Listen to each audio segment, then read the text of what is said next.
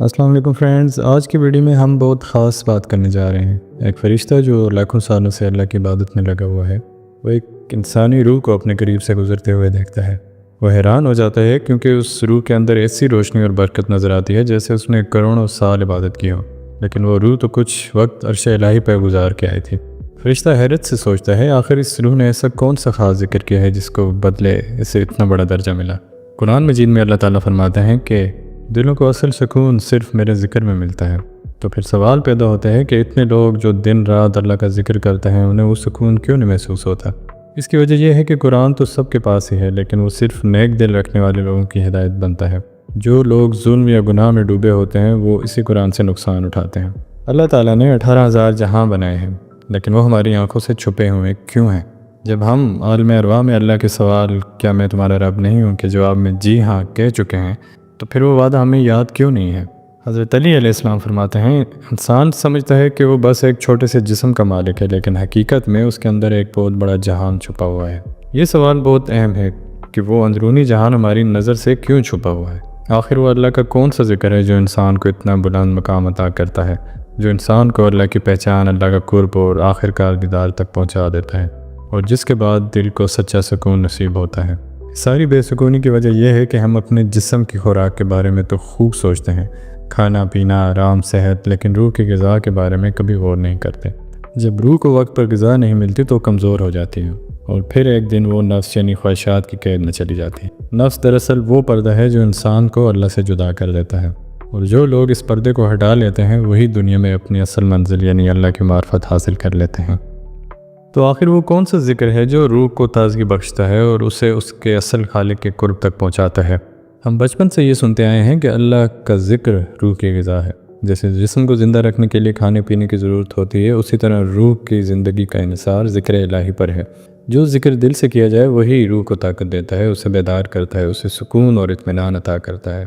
اللہ تعالیٰ نے اس کائنات میں ہر مخلوق کے لیے خاص خوراک رکھی ہے۔ مثلاً ریشم پیدا کرنے والا کیڑا شہتوت کے پتوں سے غذا لیتا ہے، شہد کی مکھی پھولوں سے رس چوس کر زندہ رہتی ہے۔ اسی طرح ہر مخلوق کو زندہ رہنے کے لیے اس کے مخصوص غذا کی ضرورت ہوتی ہے۔ اگر کسی مخلوق کو اس کی اصل خوراک نہ ملے تو وہ آہستہ آہستہ کمزور ہو کے ختم ہو جاتی ہے۔ انسان بھی صرف گوشت پوشت کا پیکر نہیں، بلکہ وہ دو پہلوؤں سے مل کر بنا ہے، ایک ظاہر جسم جو ہمیں نظر آتا ہے اور دوسرا باطنی وجود یعنی روح جو دکھائی نہیں دیتی۔ جسم اپنی غذا، اپنی صحت اور اپنی نسل کے بارے میں جانتا ہے، لیکن روح ہمیشہ اپنے اصل مقام یعنی اللہ کی طرف لوٹنے کی خواہش رکھتی ہے۔ روح چونکہ اللہ کے حکم سے پیدا ہوئی ہے، اس لیے وہ ہر وقت اپنے خالق کی معرفت اور قرب کی پیاسی رہتی ہے۔ المیہ یہ ہے کہ ہماری دنیاوی تعلیم میں جسمانی ضروریات کے بارے میں سب کچھ سکھایا جاتا ہے، مگر روح کی پرورش کا علم ہمیں کبھی صحیح طریقے سے نہیں دیا جاتا۔ یہی وجہ ہے کہ ہماری روح کمزور ہو جاتی ہے اور ہم اندر سے خالی محسوس کرتے ہیں۔ اب سوال یہ پیدا ہوتا ہے کہ روح کی اصل غذا کیا ہے؟ ہم ذکر کرتے ہیں، کبھی دھیمی آواز میں، کبھی بلند آواز میں، اور اللہ کے مختلف صفاتی نام کو پکارتے ہیں، جیسے یا رحمان، یا کریم، یا غفور۔ ان اسماء مبارکہ کا اثر ہماری زندگیوں میں ضرور پڑتا ہے، اور یہ ذکر دل و دماغ میں سکون کی ایک کیفیت پیدا کرتا ہے۔ مگر حضرت سخی سلطان باہو سرکار کا فرمان ہے کہ ذکر کی اصل حقیقت آواز سے نہیں بلکہ دل سے وابستہ ہے۔ زبان سے کیا گیا ذکر عبادت تو ہے، مگر وہ روح کو غذا نہیں دیتا، کیونکہ اصل تاثیر سے نکلنے والے ذکر میں ہے۔ جب ذکر خاموشی اور توجہ کے ساتھ دل سے کیا جائے تبھی وہ روحانی طور پہ مؤثر ہوتا ہے۔ قرآن پاک بھی اسی طرف رہنمائی کرتا ہے، اپنے رب کو یاد کرو خاموشی کے ساتھ، یعنی ایسا ذکر جو ظاہری شور شرابے سے پاک ہو اور دل کی گہرائیوں سے کیا جائے۔ یہی وہ ذکر ہے جو انسان کی روح کو زندہ کرتا ہے اور اسے اس کی اصل منزل یعنی قرب الہی کی طرف لے جاتا ہے۔ در صغیر کے بہت سے اولیاء کرام اور صوفی مشائخ نے ذکر کے ایک خاص طریقے پہ زور دیا۔ ان کے نزدیک سانس کے ساتھ ذکر کرنا زیادہ مؤثر ہے، کیونکہ یہ ذکر دل و دماغ دونوں پہ گہرا اثر چھوڑتا ہے۔ کچھ صوفیاء کلمہ طیبہ کو اس انداز میں دہراتے ہیں کہ جب سانس اندر جاتا ہے تو دل میں لا الہ کی صدا ہو، اور جب سانس باہر آتا ہے تو الا اللہ دل سے نکلا کرے۔ یہ طریقہ ذکر خاموش بھی ہوتا ہے، مسلسل بھی، اور دل سے جڑا ہوتا ہے۔ عام طور پہ ہم سمجھتے ہیں کہ انسان کے اندر صرف ایک روح ہوتی ہے، مگر یہ حقیقت یہ ہے کہ انسان کے وجود میں کئی درجے کی ارواح ہے۔ پہلے مرحلے میں روح جمادی آتی ہے جو بے جان مخلوقات کی طرح ہوتی ہے۔ جب جسم نشو و نما پانے لگتا ہے تو روح نباتی شامل ہوتی ہے، پھر جسم میں حرکت آتی ہے تو روح حیوانی داخل ہوتی ہے، اور جیسے ہی بچہ دنیا میں آ کر پہلا سانس لیتا ہے تو روح انسانی اس میں داخل ہو جاتی ہے۔ یہی وجہ ہے کہ اگر کوئی نومولود سانس نہ لے اور وفات پا جائے تو اس کی نماز جنازہ فرض نہیں، کیونکہ جنازہ صرف اس پہ پڑھا جاتا ہے جس کے اندر انسانی روح داخل ہو چکی ہو۔ یہ تمام ارواح مختلف آسمانی مراتب سے جڑی ہوتی ہیں، کسی کا تعلق پہلے آسمان سے ہوتا ہے، کسی کا دوسرے یا تیسرے آسمان سے۔ یہی ارواح بعض اوقات شہداء، انبیاء اور اولیاء کی ارواح سے ملاقات کرتی ہیں، اور یہ ملاقاتیں روحانی کیفیات یا خوابوں کے ذریعے ہوتی ہیں۔ اب سوال یہ ہے کہ وہ ذکر کیا ہے جو ان ارواح کو زندہ رکھتا ہے؟ جو ذکر انسان کی روح کو تازگی پہ دیتا ہے، بیدار کرتا ہے، اسے رب کے قریب لے جاتا ہے۔ اللہ تعالیٰ کے بے شمار صفاتی نام ہیں جیسے الرحیم، الغفور، الرزاق، لیکن اللہ کا سب سے عظیم نام جو اس میں ذات کہلاتا ہے وہ صرف اللہ ہے۔ یہی نام تمام صفات کا مجموعہ ہے، اور یہی ذکر روح کی اصل غذا ہے۔ ہمارے جسم میں ایک خاص مقام ہے دل، جو نہ صرف خون کو پورے جسم میں پہنچاتا ہے بلکہ روحانی طور پر بھی جسم کا مرکز ہے۔ جب انسان اپنی دھڑکن کے ساتھ دل میں اللہ اللہ کہنا شروع کرتا ہے تو دل کے ہر دھڑکن کے ساتھ اللہ کا نام جسم کے ہر حصے تک پہنچتا ہے۔ ایک بار اللہ کہنے سے جب دل خون پمپ کرتا ہے تو ذکر خون کے ذریعے جسم کی لاکھوں رگوں، دماغی خلیات اور روحانی پرتوں میں سرایت کر جاتا ہے۔ یہی وہ ذکر ہے جو انسان کو فرشتوں سے بھی آگے لے جاتا ہے، کیونکہ فرشتوں کے پاس دل نہیں ہوتا جبکہ انسان کے پاس دل ہے، اور یہی دل جب اللہ کہنے لگتا ہے تو انسان کی روح اندر سے جگنے لگتی ہے۔ خوابوں کے ذریعے روح کو پیغام ملتا ہے اور انسان اپنے آپ کو پہچاننے لگتا ہے۔ جب یہ ذکر جاری رہتا ہے تو انسان کا دل لطیف ہو جاتا ہے، اس کے اندر کی دنیا روشن ہو جاتی ہے، اور پھر انسان اللہ کی محبت میں ڈوبنے لگتا ہے۔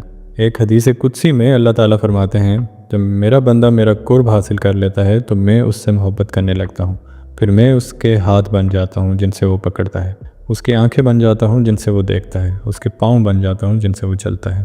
یہ وہ مقام ہے جہاں اللہ کا ذکر بندے کے وجود کا حصہ بن جاتا ہے۔ وہ جو کچھ کرتا ہے اللہ کی رضا کے مطابق کرتا ہے، اس کی چاہت، اس کا سوچ، اس کا عمل، سب کچھ اللہ کی مرضی میں ڈھل جاتا ہے۔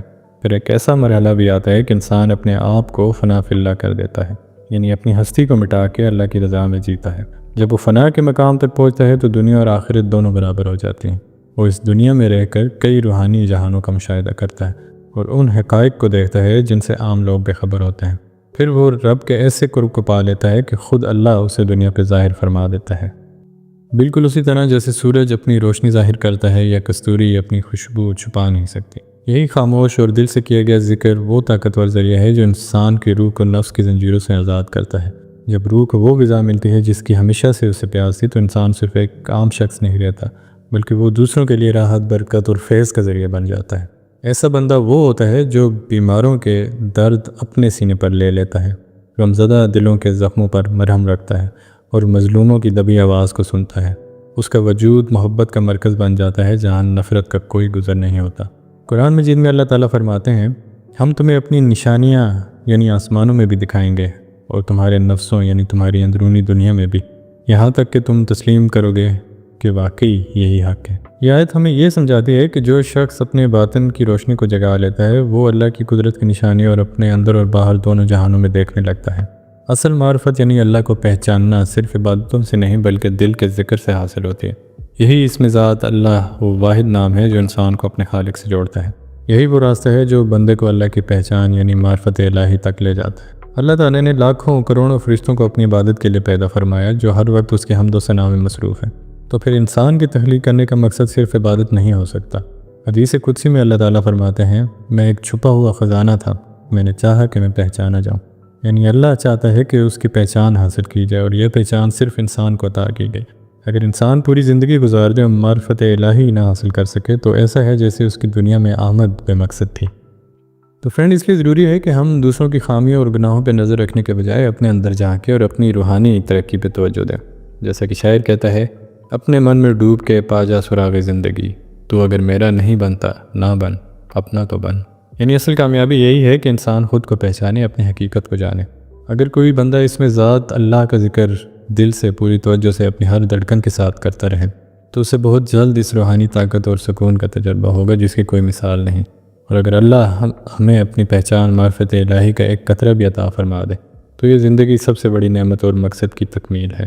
اس تمنا اور دعا کے ساتھ یہ پیغام ختم ہوتا ہے کہ اللہ آپ کو اور ہمیں وہ روشنی، وہ ذکر، وہ معرفت عطا کرے جس کے بعد دل کو بھی قرار ملے، روح کو بھی طاقت ملے۔ اپنا بہت خیال رکھیے گا، ملتے ہیں نیکسٹ ویڈیو میں۔ اللہ حافظ۔